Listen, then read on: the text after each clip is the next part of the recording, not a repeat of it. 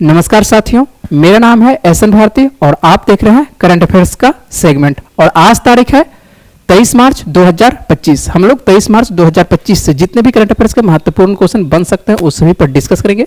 PDF आप हमारे Telegram channel से डाउनलोड कर सकते हैं, जिसका लिंक आपको इस वीडियो के डिस्क्रिप्शन बॉक्स में मिल जाएगा, जहां से आप अपनी सुविधा के अनुसार से पीडीएफ से भी पढ़ाई कर सकते हैं। ठीक है, चलते हम लोग पहले क्वेश्चन पर। और पहला क्वेश्चन है बिहार दिवस से। आप लोगों को मालूम होना चाहिए कि कल जो है बिहार दिवस था, और बिहार दिवस जैसे ही था तो हम लोग बिहार दिवस से पहला क्वेश्चन लेते हैं। तो और बिहार दिवस कब मनाया जाता है? तो 22 मार्च को मनाया जाता है। प्रतिवर्ष 22 मार्च को मनाया जाता है। आइए पहले बिहार दिवस पर बात कर लेते हैं, उसके बाद इसकी कहानी पर बात करेंगे। बिहार का गठन कब होता है? 22 मार्च 1912 को बंगाल प्रेसिडेंसी से अलग होकर क्या होता है? बिहार राज्य का गठन होता है। और इसकी शुरुआत हम लोग देखते हैं कि बिहार दिवस प्रतिवर्ष कब मनाया जाता है। तो बिहार दिवस जो है प्रतिवर्ष कब मनाया जाता है? ये तो 22 मार्च को मनाया जाता है, लेकिन इसकी शुरुआत कब से होती है? तो शुरुआत आप लोग देखते हैं तो कब से होती है? यहाँ पर थोड़ा सा इसको मिसप्रिंट है, लिखने का लिख लीजिएगा। मनाने की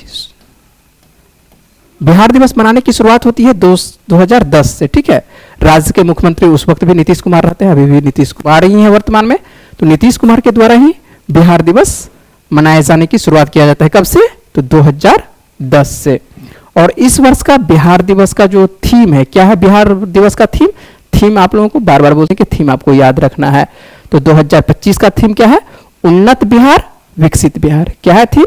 उन्नत बिहार विकसित बिहार। याद रहेगा। और बिहार जो नाम आता है, आप लोगों से कभी भी इंटरव्यू में हो सकता है कि कभी पूछा जा सकता है कि बिहार जो नाम दिया गया है बिहार राज्य का, ये आया कहां से है? तो बिहार शब्द जो बना है किससे बना है? विहार से बना है। वो हर्षी का विहार शब्द से बना है, जो इस क्षेत्र में स्थित बौद्ध मठ और विहारों के अधिकता के कारण कह सकते हैं कि इसका नाम जो है बिहार पड़ा है। तो किसके कारण पड़ा है? विहार जो होता था जिसमें कि बौद्ध सब अवस्थित ठहरते थे, या ठहराव कह सकते हैं कि बौद्ध के द्वारा जो ठहराव का जो स्थान होता था उसको क्या कहा जाता था? विहार कहा जाता था। और उसी के नामों, उसी की अधिकता के कारण क्या होता है कि बिहार नाम पड़ता है। और जब बिहार दिवस मनाया गया है तो आप लोग अधिकांश जो छात्र हैं बिहार से संबंध रखते हैं, तो आप लोगों को बिहार का इतिहास जानना चाहिए कि आखिर बिहार का जो मान के चलिए कि जो बना है बिहार, तो इसका प्राचीन इतिहास क्या रहा है और किसके द्वारा बिहार का मांग किया गया था कि बिहार राज्य एक अलग राज्य होना चाहिए। तो ये सब जानकारी होनी चाहिए। तो थोड़ा सा वीडियो हो सकता है कि आपको लंबा मिले, लेकिन आप लोग एक बार नज़र से देख लीजिएगा तो आपको समझ में आसानी होगी बिहार के बारे में। और कोई भी क्वेश्चन यदि बिहार से पूछता है तो यहाँ से भी बनेगा आप लोगों को। आइए देख लेते हैं, कुछ बातें इस पर बातचीत करेंगे। सबसे पहले आते हैं कि क्या है बिहार का प्राचीन इतिहास। तो बिहार का प्राचीन इतिहास हम लोग देखते हैं तो स्टार्ट होती है वैदिक काल से। कब से?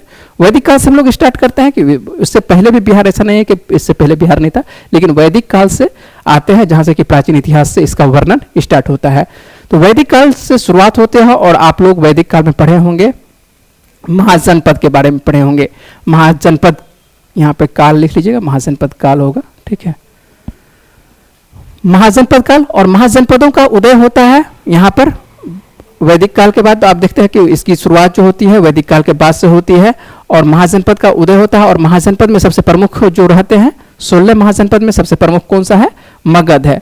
इसके अलावा भी आपको दो और दिखाई पड़ेगा। बिहार में आपको 3 महाजनपद दिखाई पड़ते हैं। कितने जनपद दिखाई पड़ते हैं? एक तो मगध दिखाई पड़ते हैं जो कि सबसे प्रमुख है। उसके बाद दूसरा कौन सा है? वज्जी। वज्जी संघ के बारे में आप लोग पढ़े होंगे, तो वज्जी है। और तीसरा जो है बिहार में एक और है, और उसका नाम है अंग है। तीसरा जो आपको दिखाई पड़ रहा है अंग, जो कि भागलपुर का क्षेत्र दिखाई पड़ता है, कि जो कि भागलपुर कह सकते हैं, मुंगेर का क्षेत्र दिखाई पड़ता है, वो अंग के अंतर्गत आता है। वज्जी संघ जिसे कि विश्व सभ्यता का क्या कहा जाता है? विश्व सभ्यता का पहला गणसंघ माना जाता है। यहां से कह सकते हैं कि ये जो स्टार्ट होती है वज्जी संघ से ही विश्व का पहला गणसंघ स्टार्ट होता है। और इसी वज्जी संघ में आपको जैन धर्म के प्रवर्तक महावीर का भी आप लोग नाम पढ़े होंगे। तो महावीर का भी क्या होता है? जन्म होता है। कहां पर होता है? यही वज्जी संघ में होता है। और बुद्ध का कार्य स्थल क्षेत्र भी कौन सा होता है? बिहार का क्षेत्र होता है। और बुद्ध को आपको पता है कि ज्ञान की प्राप्ति हुई बिहार में ही होती है। बाद में महाजनपदों के समय में मगध बड़ा एक तरह से राजनीतिक केंद्र में रहता है, और राजनीतिक केंद्र में कौन सा रहता है? मगध रहता है। पूरे देखिएगा तो 16 महाजनपद में जो सबसे प्रमुख रहता है कौन सा रहता है? मगध ही रहता है। बाद में यहाँ स्थापित मौर्य वंश स्थापित होता है, और मौर्य वंश ने संपूर्ण भारतवर्ष पर शासन करता है, और उनकी राजधानी पाटलिपुत्र हुआ करती थी। पढ़े होंगे आप लोग हिस्ट्री में कि मौर्य वंश का राजधानी क्या हुआ करता था? पाटलिपुत्र हुआ करता था। मौर्य वंश के बाद यहाँ पर देखते हैं तो और से बहुत से राजवंश आते हैं, जैसे कि गुप्त वंश आते हैं। गुप्त वंश में भी राजनीतिक केंद्र मगध ही हुआ करता था, और पटना इसका मेन क्षेत्र हुआ करता था। आज आप लोग जो देख रहे हैं जैसे दिल्ली राजधानी क्षेत्र है, उसी तरह से उस वक्त जो हुआ करता था, हम लोगों का पटना हुआ करता था, पाटलिपुत्र हुआ करता था। मेन केंद्र कौन सा हुआ करता था मगध साम्राज्य के अंतर्गत में? पाटलिपुत्र हुआ करता था। इतिहास इसलिए बात कर रहे हैं कि बिहार से आता है क्वेश्चन, तो बिहार से जब भी क्वेश्चन आता है तो बिहार के बारे में आप लोगों को जानकारी रहनी चाहिए, इसलिए थोड़ा सा इस पर विस्तार से बातचीत कर लेते हैं। बिहार मध्यकालीन इतिहास इसका क्या रहा है? प्राचीन का आप समझ ही चुके होंगे। आइए मध्यकालीन पर बात कर लेते हैं कि 12वीं शताब्दी में तुर्क आक्रमणों के समय में जो है ये क्षेत्र कन्नौज के गढ़वाल वंश, ठीक है, गढ़वाल वंश के अंतर्गत आता था। बिहार जो अभी वर्तमान में आप देख रहे हैं 12वीं शताब्दी में किसके अंतर्गत आता था? तुर्क आक्रमण। यहाँ तुर्क आक्रमण लिखे हैं, तुर्क आक्रमण के समय में जो है ये कन्नौज गढ़वाल वंश के अंतर्गत रहता था। और कुछ हिस्से पर यदि बात करते तो कुछ हिस्से पर यहाँ पर सेन के कर्नाट वंश का भी अधिकार हुआ करता था। सेन वंश का कह सकते हैं, कर्नाट वंश का अधिकार हुआ करता था। बंगाल के क्षेत्र के साथ कह सकते हैं कि सेन वंश का। और आपको जो क्या कहते हैं हम वर्तमान में जो ये क्या कहते हैं दरभंगा का क्षेत्र देख रहे हैं या मधुबनी का क्षेत्र देख रहे हैं, उस पर कौन सा वंश हुआ करता था? कर्नाट वंश का भी अधिकार हुआ करता था। तुर्क आक्रमण के बाद यह क्षेत्र दिल्ली सल्तनत के अधिकार में चला जाता है। धीरे धीरे ये कहां चला जाता है? दिल्ली सल्तनत के अधिकार में चला जाता है। और बाद में आपको यहां से एक शासक निकलता है, कौन सा? सासाराम से एक शासक आप लोग पढ़े होंगे, कौन सा? फरीद खान के बारे में। फरीद खान के बारे में पढ़े होंगे। फरीद खान जो है अफगान शासक हुआ करता था, और शेरशाह के नाम से ये पूरे हिंदुस्तान पर शासन करता है। तो ये बिहार से निकलते हैं। मुगल बादशाह अकबर के दौर में यदि बात करते हैं तो हम लोग शॉर्ट में बातचीत कर लेते हैं। मुगल बादशाह अकबर के दौर में पूरे क्षेत्र में छोटे छोटे अफगान सरदारों का क्या हुआ था? एक अधिकार हुआ करता था, जो बिहार का क्षेत्र होता था, जो मुगल साम्राज्य के विद्रोह करते रहते थे। बीच बीच में ये क्या करते थे? मुगल का विद्रोह करते रहते थे। अकबर के समय में इसका एक सेनापति हुआ करता था, मान सिंह। मान सिंह जो है बिहार और बंगाल का सूबेदार बनाकर भेजा जाता है। कहां भेजा जाता है? मान सिंह को बिहार भेजा जाता है। इसके बाद मुगल बादशाहों ने जो है अपनी सुविधा के अनुसार से बिहार को कभी अलग रखता है और कभी क्या करता है? बंगाल सूबे में इसको मिला दिया जाता है। तो ये आप देख रहे हैं किसका? मध्यकालीन इतिहास है। आधुनिक इतिहास क्या है? तो आधुनिक के बारे में भी बात कर लेते हैं कि बिहार में आधुनिक इतिहास इसका क्या रहा है। और आधुनिक इतिहास में आप लोगों को सर्वाधिक जानकारी होगी आप लोगों के पास कि 1757 ईस्वी में एक युद्ध होता है। कौन सा युद्ध होता है? प्लासी का युद्ध होता है। 1757 ईस्वी में ईस्ट इंडिया कंपनी ने प्लासी के मैदान में बंगाल के नवाब किसको पराजित कर देता है? सिराजुद्दौला को पराजित करके इस क्षेत्र पर अधिकार कर लेता है। आप लोग ये पढ़े होंगे हिस्ट्री में। बंगाल अपने अधिकार क्षेत्र में कर लेता है। कौन कर लेता है? तो अंग्रेज कर लेता है। 1764 ईस्वी में एक और युद्ध होता है, और उस युद्ध का नाम है बक्सर का युद्ध होता है। बिहार के क्षेत्र में ही बक्सर में युद्ध होता है, और इस युद्ध में जो होता है जीत जाते हैं। कौन जीत जाते हैं? इसमें भी अंग्रेज जीतते हैं, ठीक है। और उसके बाद जब बक्सर का युद्ध होता है तो उसके बाद एक यहां पर संधि होती है। 1765 में एक संधि होती है, इलाहाबाद की संधि होती है। और इलाहाबाद की संधि के बाद अंग्रेजों को जो सर्वाधिक फायदा होता है, क्या होता है फायदा? बंगाल का सकते हैं, बिहार का सकते हैं, और उड़ीसा का सकते हैं। बंगाल, बिहार और उड़ीसा की दीवानी प्राप्त किसे हो जाती है? अंग्रेजों को हो जाती है। जिसके बाद यह क्षेत्र जो है बंगाल प्रांत में शामिल हो जाता है। तो बंगाल में शामिल कब हुआ है? 1700 आप कह सकते हैं कि 65 में। कब हो रहा है शामिल? 1765 में शामिल हो रहा है बंगाल में। ये आपको आधुनिक इतिहास है। कब शामिल होता है, कब अलग? जब अलग हुआ है बंगाल से तो कभी ना कभी शामिल हुआ होगा ना। जब शामिल कब हुआ है तो उसके बारे में भी हम लोगों को जानकारी होनी चाहिए कि शामिल कब होता है।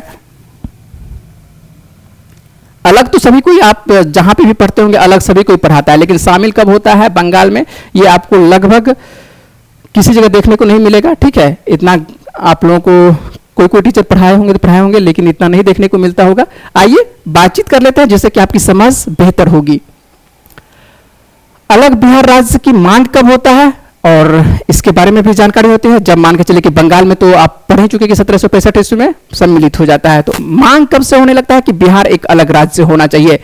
इलाहाबाद की संधि के बाद से बिहार पूरी तरह से बंगाल प्रांत का हिस्सा बन जाता है। लेकिन 1870 ईस्वी में, ये अब देखिए यहां से प्रश्न आपको बनना चाहिए, 1870 ईस्वी में मुंगेर से निकलने वाले एक उर्दू समाचार, कौन सा समाचार है? उर्दू समाचार पत्र है, और उसका क्या नाम है? मुर्ग-ए-सुलेमान नाम है। क्या है? मुर्ग-ए-सुलेमान है, समाचार पत्र है, याद रखिएगा। तो ये उर्दू समाचार पत्र है मुर्ग-ए-सुलेमान, और किस क्षेत्र से? मुंगेर से, 1870 ईस्वी में। इससे में क्या कहता है, पहली बार बिहार राज्य की मांग उठाई जाती है। कब उठाई जाती है बिहार राज्य की मांग? आपको मुर्ग-ए-सुलेमान एक समाचार पत्र है जो कि उर्दू समाचार पत्र है, और मुंगेर से यह प्रकाशित किया जाता है 1870 ईस्वी में। और पहली बार इसमें क्या कहा जाता है कि बिहार एक अलग राज्य होना चाहिए, और इसी में बिहार बिहारियों का नारा भी दिया था। बिहार किसका है? बिहारियों का है। यह नारा आपको कहां पर दिया गया था? मुर्ग-ए-सुलेमान समाचार पत्र में दिया गया था। आप समझ रहे हैं? उसके बाद से बिहार टाइम्स एक समाचार पत्र आता है, बिहार टाइम्स, और दूसरा है बिहार बंधु। इस दोनों समाचार पत्रों ने भी जो है बाद में बिहार आंदोलन के लिए समर्थन करता है, और जो बौद्धिक, इस तरह से कह सकते हैं कि बौद्धिक विमर्श करने वाले व्यक्ति रहते हैं, वो धीरे धीरे बिहार मांग उठाने लगते हैं। जब बिहार कह सकते हैं कि बिहार बंगाल से अलग होता है, तो इसके बारे में भी एक संक्षेप में देख लीजिए। हालांकि तब तक बिहार राज्य की मांग केवल बौद्धिक लोगों के द्वारा ही उठाया जाता था, लेकिन अब यहां पर आइए 1905 ईस्वी में, ये सब कहानी आप पढ़े होंगे, सिर्फ इसको आपको जोड़ देते हैं जिससे कि आपकी समझ बेहतर होगी। 1905 ईस्वी में क्या होता है? एक आंदोलन होता है। कौन सा आंदोलन है? बंग भंग आंदोलन होता है। और बंग भंग आंदोलन के बाद अलग बिहार की मांग भी इसी में उठने लगता है। कौन सा उठने लगता है? बंग भंग आंदोलन 1905 में होता है, और यहीं से बिहार मांग जो है जोर पकड़ लेता है कि बिहार क्या होना चाहिए? एक अलग राज्य होना चाहिए। और एक नाम आपको याद रखना है, और किनका नाम है? ये सच्चिदानंद सिन्हा। सच्चिदानंद सिन्हा का इसमें सर्वाधिक योगदान है, बिहार बनाने में जो है सर्वाधिक योगदान। यदि कहते हैं कि इसे एक नाम यदि लेते हैं, वैसे तो बहुत सारे नाम है, लेकिन एक नाम लेते हैं तो सच्चिदानंद सिन्हा का नाम आपको याद रखना है। और उस वक्त ये युवा नेता रहते हैं, और इस आंदोलन का निर्णायक रूप से इन्होंने जो है इसमें बिहारी अस्मिता के सवाल पर लड़ाई लड़नी शुरू की थी। बिहारी अस्मिता पर लड़ाई शुरू करने वाले जो कौन थे? सच्चिदानंद सिन्हा थे। और कांग्रेस ने भी आगे चलकर देखिएगा तो कांग्रेस ने भी 1908 के अपने राष्ट्रीय अधिवेशन में बिहार की मांग उठाई थी, और बिहार कह सकते हैं कि बिहार अलग बिहार बनाने की समर्थन किया था। किसके द्वारा? 1908 में कांग्रेस अधिवेशन में। मुस्लिम नेताओं ने भी इस मांग का समर्थन किया था। उस वक्त दोनों साथ साथ चलते थे, हिंदू मुस्लिम सब साथ चलते थे, तो मुस्लिम नेताओं ने भी इसमें मांग किया था। जिसके बाद तत्कालीन ब्रिटिश सरकार ने बंगाल से अलग करके बिहार को एक नया प्रांत बनाने का निर्णय लेता है। तो देख रहे हैं कि इसके बहुत सारी घटनाएं घटती है। बाद में क्या किया जाता है? बंगाल से बिहार को अलग करके एक नया प्रांत बनाने का निर्णय लिया जाता है अंग्रेजों के द्वारा, और इसके लिए एक कमेटी बनाई जाती है। और कमेटी का अध्यक्ष कौन रहते हैं? दरभंगा नरेश रामेश्वर सिंह रहते हैं। कौन रहते हैं? दरभंगा नरेश रामेश्वर सिंह रहते हैं। और जब बिहार से पूरा डीप क्वेश्चन पूछा जाता है, तो यही सब क्वेश्चन पूछा जाता है। ये सब नाम आप लोगों को परीक्षा में क्वेश्चन में ही देखने को मिलता है कि ये सब नाम कहां से आखिर आता है। तो इसी प्रकार से क्वेश्चन आता है, जिसके रिपोर्ट के आधार पर जो है ब्रिटिश सरकार ने 12 दिसंबर 1911 को, ये डेट आप लोगों के लिए इंपॉर्टेंट है, तो 12 दिसंबर 1911 को बिहार को एक अलग राज्य का दर्जा देने का निर्णय लेता है। कि बिहार क्या जाता है कि बंगाल से एक अलग राज्य बनाने का निर्णय लिया जाता है। कब? तो 12 दिसंबर 1911 को। तो देख रहे हैं कि 145 वर्ष लग जाता है बंगाल से बिहार को अलग होने में, और फाइनल जो होता है 22 मार्च को मुहर लग जाता है कि 22 मार्च को 1912 को नए प्रांत का गठन किया जाता है, और पटना इसकी राजधानी बनाया जाता है। और वर्तमान में भी बिहार की राजधानी कहाँ है? पटना ही है। तो इतना इतिहास था बिहार का। तो और बिहार का जो एक तरह से कह सकते हैं कि हम लोग बिहार से संबंधित है, तो बिहार के गौरव में आप लोगों को बिहार का जो जितने भी गौरव है उसके बारे में आप लोगों को जानकारी होनी चाहिए। बिहार बना कब था, किस प्रकार से बना है बिहार, उसका इतिहास क्या रहा, प्राचीन इतिहास क्या रहा है, मध्यकालीन में बिहार कहाँ पर था, और आधुनिक कब बिहार बंगाल में एंट्री हो जाती है और उससे अलग कब होता है। तो ये जितनी भी सारी कहानी थी आप लोगों को बिहार से संबंधित था। तो आप लोगों को एक बार इस वीडियो को देखिएगा, जिससे कि आप लोगों को समझ बेहतर होगी बिहार के बारे में। आइए, हम लोग करंट अफेयर्स पढ़ रहे हैं, लेकिन थोड़ा सा बिहार से संबंधित ज्यादा था तो क्वेश्चन आप लोगों को ज्यादा मिल चुका है, ठीक है, तो कोई बात नहीं है। आइए हम लोग डायरेक्ट आप लोग बातचीत करते हैं करंट अफेयर्स पर। और करंट अफेयर्स में एक तो बिहार दिवस मनाया गया है 22 मार्च को, एक और दिवस मनाया जाता है, विश्व जल दिवस मनाया जाता है। और विश्व जल दिवस कब मनाया जाता है? यह भी कब मनाया जाता है? 22 मार्च को ही मनाया जाता है। तो विश्व जल दिवस प्रतिवर्ष कब मनाया जाता है? 22 मार्च को मनाया जाता है। इसका उद्देश्य क्या है? विश्व जल दिवस जो मनाते हैं इसका उद्देश्य क्या है? तो जल जो है समझ ही रहे हैं, जीवन के लिए तो जल तो सर्वाधिक इंपॉर्टेंट है। पानी के महत्व को समझाना और इसके संरक्षण के प्रति जागरूकता फैलाना, और इसी उद्देश्य से जो है हम लोग कौन सा दिवस मनाते हैं? 22 मार्च को विश्व जल दिवस मनाते हैं। यह दिन जो है जलवायु परिवर्तन, जल संकट और जल प्रदूषण जैसी वैश्विक प्रॉब्लम पर ध्यान आकर्षित करता है। यह जब दिवस मनाते हैं तो यह दिवस जो मनाते हैं तो किस लिए मनाते हैं? खास करके देखते हैं तो हम लोग जलवायु परिवर्तन, जल संकट और जल प्रदूषण जैसी वैश्विक प्रॉब्लम पर ध्यान आकर्षित करने के लिए मनाया जाता है। 1922 ईस्वी में देखिएगा तो एक रियो डी जेनेरियो में क्या होता है? पर्यावरण और विकास पर संयुक्त राष्ट्र सम्मेलन में पहली बार विश्व जल दिवस पर विचार रखा जाता है। कब रखा जाता है विश्व जल दिवस पर विचार? याद रखिएगा, कहां पर? 1993 में ब्राजील के रियो डी जेनेरियो में। यहां पर विश्व जल दिवस के बारे में विचार रखा जाता है और जल संसाधनों के टिकाऊ प्रबंधन को बढ़ावा देने के लिए संयुक्त राष्ट्र महासभा ने 1993 में, कब? 1993 में जो है 22 मार्च को विश्व जल दिवस घोषित करता है। तो 1993 से घोषित किया जाता है कि कब से? 22 मार्च से क्या मनाया जाएगा? जल दिवस प्रतिवर्ष मनाया जाता है। और इस बार जल दिवस 2025 का थीम क्या है? तो थीम याद रखना है, 2025 का जल दिवस का थीम क्या है? ग्लेशियर संरक्षण। ग्लेशियर जितना संरक्षित रहेगा उतना ही हम लोगों के लिए पानी संरक्षित रहेगा, ठीक है? क्योंकि मीठे पानी का जो सर्वाधिक अंश देखते हैं कि कहां पर संरक्षित किया जाता है, तो वो रहता है ग्लेशियर का क्षेत्र। ग्लेशियर यदि पर्यावरण के दौरान मान के पिघलता ज्यादा है तो उससे क्या होगी? हानि होगा।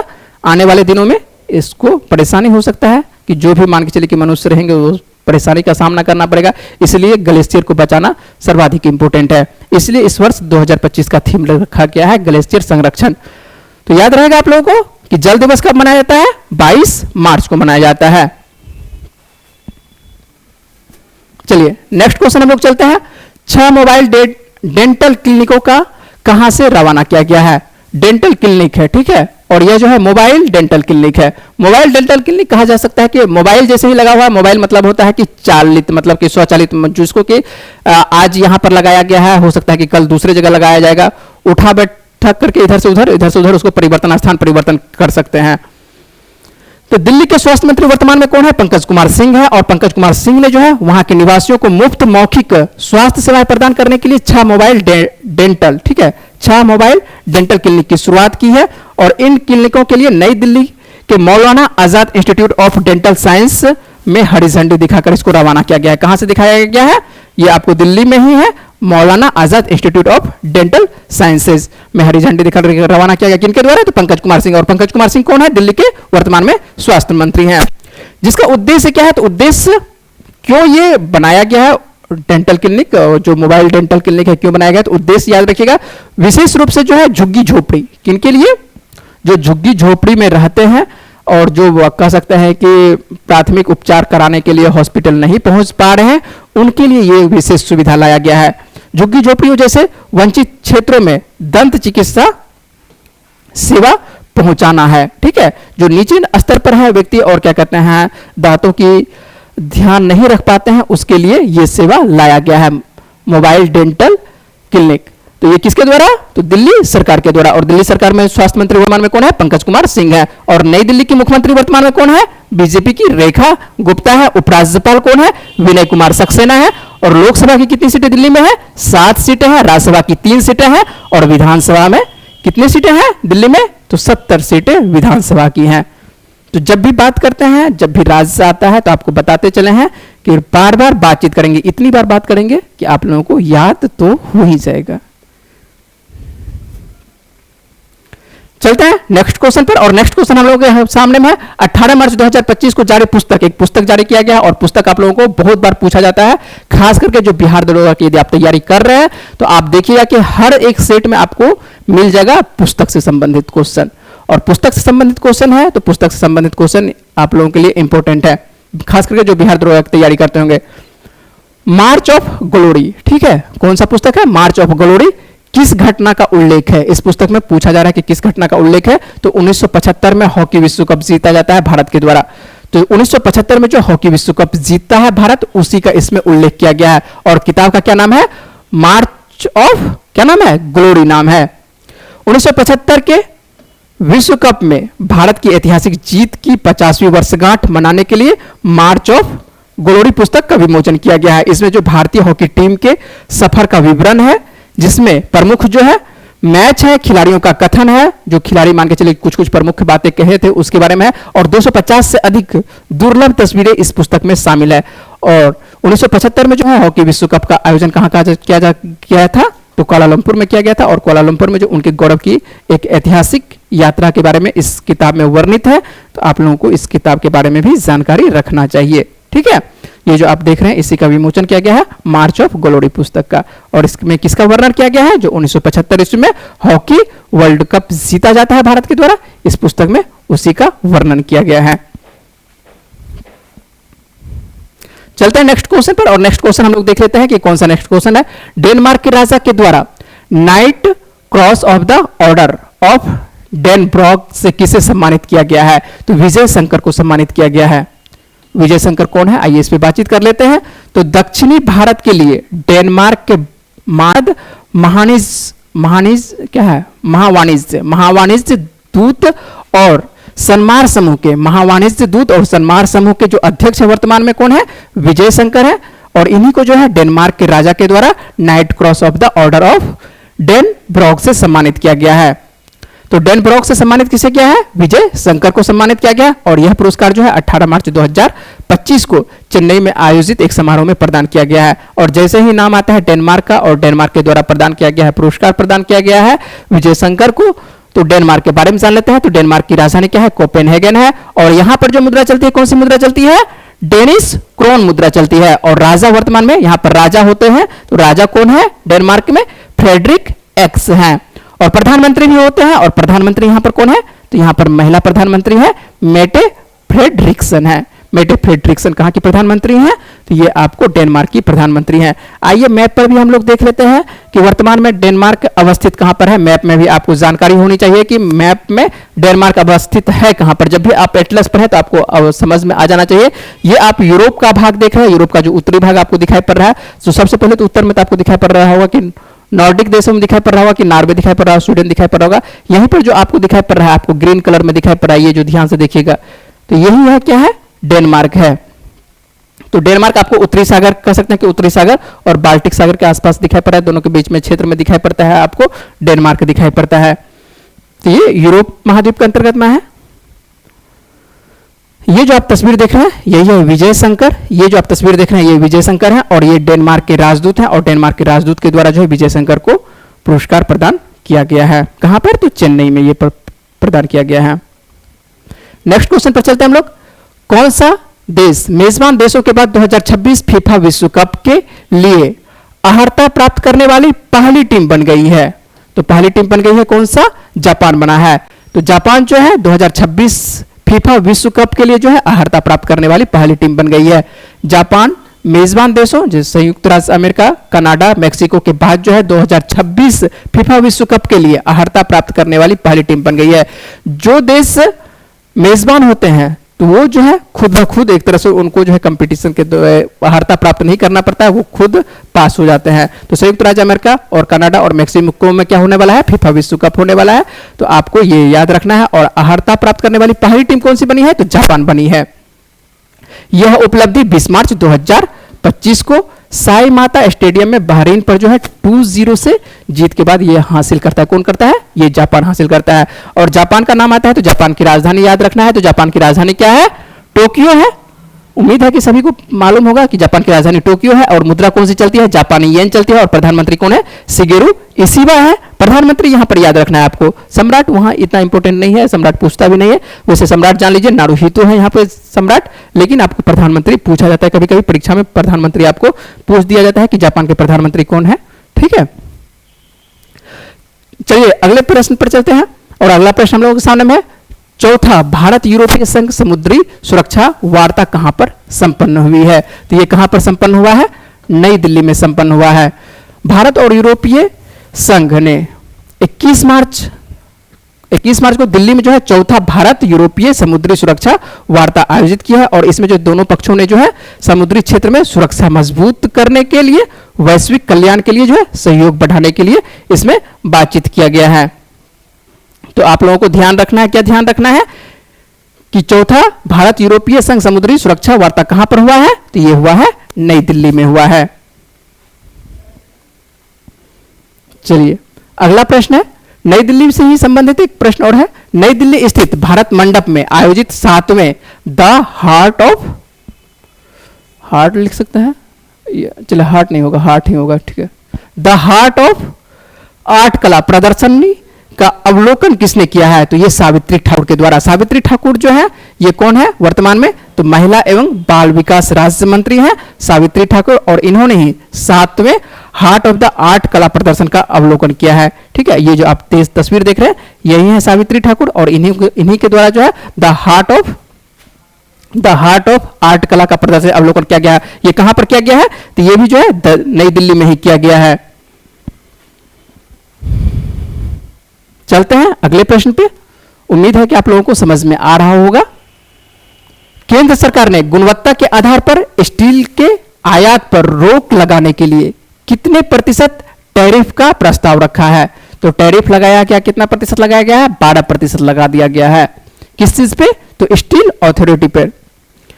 स्टील अथॉरिटी नहीं कह सकते, स्टील के जो आयात किया जाता है उस पर जो एक तरह से जो भी वस्तु आ रहा है तो उस पर कितना 12% का। केंद्र सरकार ने जो है देश में चीन और साउथ कोरिया और वियतनाम से बढ़ते खराब क्वालिटी के जो भी खराब क्वालिटी का जो स्टील है कहां पर भेजा जा रहा है, भारत भेजा जा रहा है। और इसी वजह से जो है परेशान होकर भारत सरकार क्या करती है, स्टील आयात को रोकने के लिए क्या किया जाता है, कुछ उत्पादों पर 12% की अस्थायी सेफगार्ड ड्यूटी लगाने का प्रस्ताव रखा गया है। अमेरिका की ओर से जो है आयातित स्टील उत्पादों पर टैरिफ बढ़ाने के कारण जो है इन देशों ने जो है भारत में खराब क्वालिटी का स्टील निर्यात बढ़ गया है यहां पर। ठीक है, तो ये लोग क्या करते हैं, निर्यात करते हैं, भारत एक तरह से आयात करते हैं, तो यहां पर जो है जो भी खराब क्वालिटी का है वो कहां पर भेजा जा रहा है, तो ये भारत भेजा जा रहा है। और इसी की वजह से जो है भारत की सरकार क्या कर रही है, इस पे जो है टैरिफ लगा दिया गया, एक्स्ट्रा टैरिफ लगा दिया गया है।